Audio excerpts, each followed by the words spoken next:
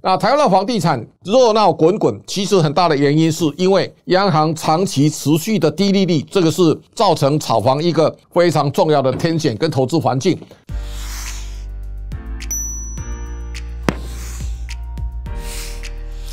各位财讯的观众朋友，大家好，我是谢金河，欢迎再度收看老谢开讲。这个礼拜呢，全台湾的焦点都集中在00940，那么由元大发行的台湾价值高息基金。那么在发行之后呢，它引来社会各界高度的认购。大家可以看到电视台都以00940来做一个报道的焦点，而这当中呢，因为和尚都跑来开户了，所以也引发社会高度的关注的现象。最近一段时间，大家经常听到一句话，叫做人多的地方不要去哦，这个也告诉大家。欢迎您加入财讯的频道会员，支持最懂投资的财经媒体财讯。我们每周都会更新节目，带大家一起追踪全球政经趋势以及了解产业状况。同时，2024年也是财讯50周年哦。不管您是加入频道的会员，还是针对节目留言赞助，都能够支持我们继续为大家带来精彩的内容哦。00940从募集之后呢，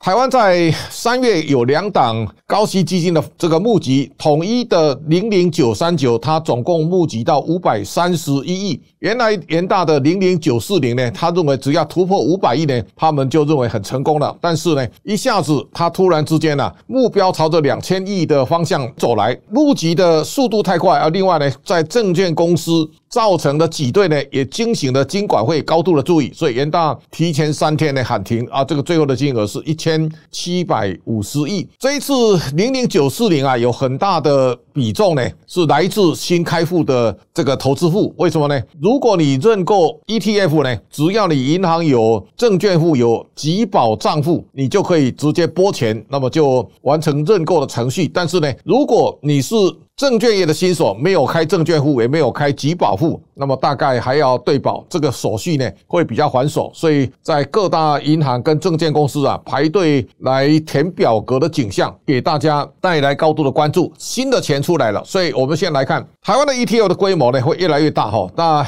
ETF 呢元月份吸金1914，那3月呢因为2档新的高息的基金募集呢，那么一下子呢增加了将近3000亿。那我们大家可以看到台股目前的 ETF 的规模呢，现在 ETF 到 1.53 兆是非常可怕的。大家知道20年前的元大0050啊，刚刚募集的时候呢，台湾还不到3000亿，但现在已经 1.53 兆了。境内的基金除了 ETF 后来国内的基金呢7兆。那2000年之前大家都知道，台湾在1989年的时候呢，4档封闭型基金曾经造成飙涨。当时呢，在过去20年，台湾只有海外基金在银行柜台销售，但是呢，国内基金呢相对比较没有受到重视。但是呢，元大投信的刘宗盛先生呢，他开始发挥主场优势之后呢，把国内的基金的规模开始往上拉。全球 ETF 的规模呢，现在到4兆啊，4兆当中啊，海外 ETF 在台湾有 2.5 兆，固定收益呢是 2.2 兆，所以大家可以看到 ETF 的规模呢越来越大。这当中啊，我们把这个前10大的结构稍微看一下。第一名呢是0050的元大台湾50，这个台湾50呢是半年配一次。0056啦是季配息，0050已经到3098亿了。那0056呢2754，第3名是00878的国泰永续高股息2667亿。你把这3档加起来已经是达到8519亿了。大家可以看到第10名呢是1221亿，是元大投资级公司债，而元大在前10大当中它占有一半，5档元大的基金呢占 1.02 兆，这是不得了的。所以在这些年当中，我们看到刘宗盛原来在宝来，那么合并了之后呢，他一直担任元大投信的董事长。那我相信在这些年当中啊，他的 ETF 的操作呢受到市场高度的肯定。而台湾的 ETF 的规模，大家也可以看到，从不到2000亿呢开始在整个成长的路上啊，2019年其实还不多但是现在一路到 1.53 兆，这个规模是速度非常快的。那我们也看到元大的高股息的这一档基金呢，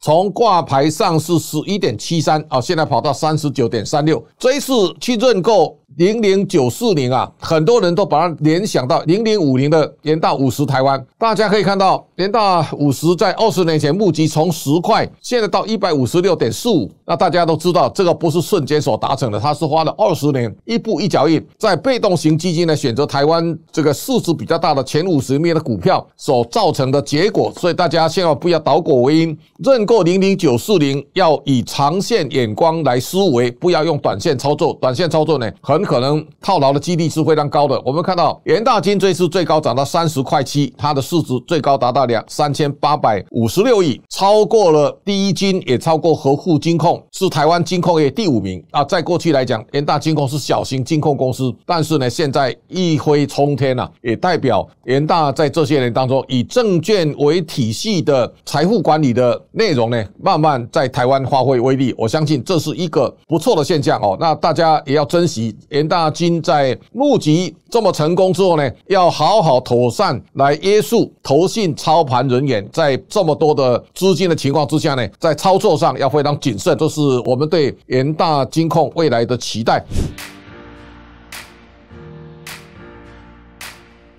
那从0094年的募集呢，大概大家可以看到几个很凸显的现象。第一个呢是台湾的金融体系啊，银行体系的存款现在逐年大增，这是大家要非常注意的。在1989年的时候呢，台股到12685，大家经常流行一句话呢，叫台湾钱淹脚木。我相信这一次呢，台湾钱是比30-40年前的淹脚木的时代呢，会更有过之啊，而无不及。最大的原因在哪里？我们看到在2019年之后呢，国内的台币存款再加外币存款，在2019年之前大概就 1.9 兆，而平均啊，大家可以看到从2000年之后呢，银行体系的存款大致上平均大概就 1.5 兆上下，也就是在这个过去20年，银行存款每年增加 1.5 兆。但是呢，2020年疫情之后呢，因为台湾人出不去了，没有到国外旅游，银行存款部位呢，它快速增加。2020年相对可怕，它是1年之内啊，大家可以看到它增加的这个金额非常可观。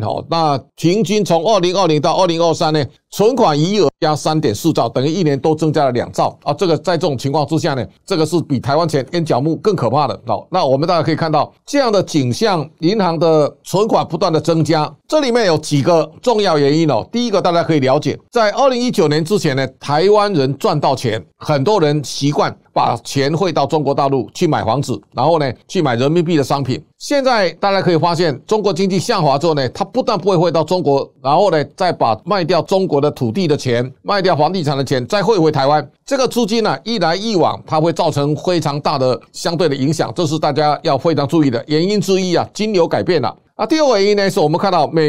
从美元到新台币，过去大家都知道，在2019年之前啊，台币曾经升值到 27.375， 现在台币呢贬到32块左右。过去大家买到的用美元计价的，包括境外的基金，也包括高息公司债，包括垃圾型债券呢，这个金额都非常庞大。现在呢，大家把它从美元部位再换回来呢，这个会造成现在大家所看到的这个新台币资产呢，相对这个炙手可热。第三个呢，我们也看到投资型的保单，在寿险的保单，在过去一段时间呢，大家都知道这个寿险保单啊是增加金额非常大，这个寿险业每年的保费收入啊，在2017年是3兆6700亿，现在降到2兆1879亿，寿险的保费收入减少大概有 1.5 兆以上，这个也是在这些年当中啊，大家看到 ETF 呢快速增长非常重要一个底气哦。那大家可以看到，刚才讲到美元在这些年当中，它从原来27、8块，那么现在呢，再回到32块的时候呢，很多人把原来美元的资产现在换成新台币的资产哦。过去投资垃圾债券呢，大概 1.39 兆哦，现在已经降到8913亿了。所以这个资金呢不断的回流，也包括目标到期债券基金的规模呢，现在也在缩小，所以这个万流归宗呢，回到台股。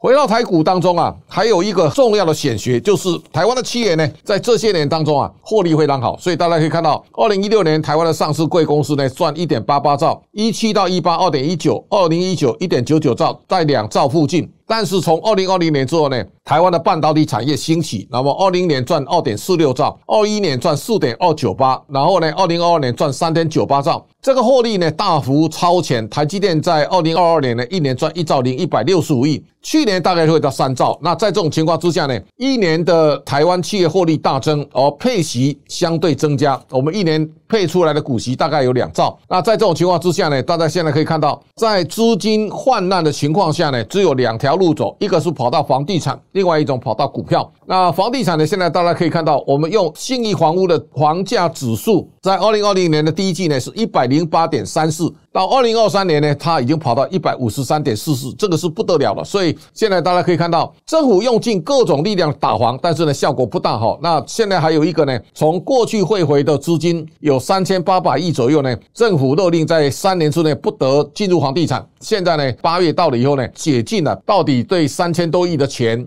央行有什么样的一个想法？这是大家值得高度拭目以待。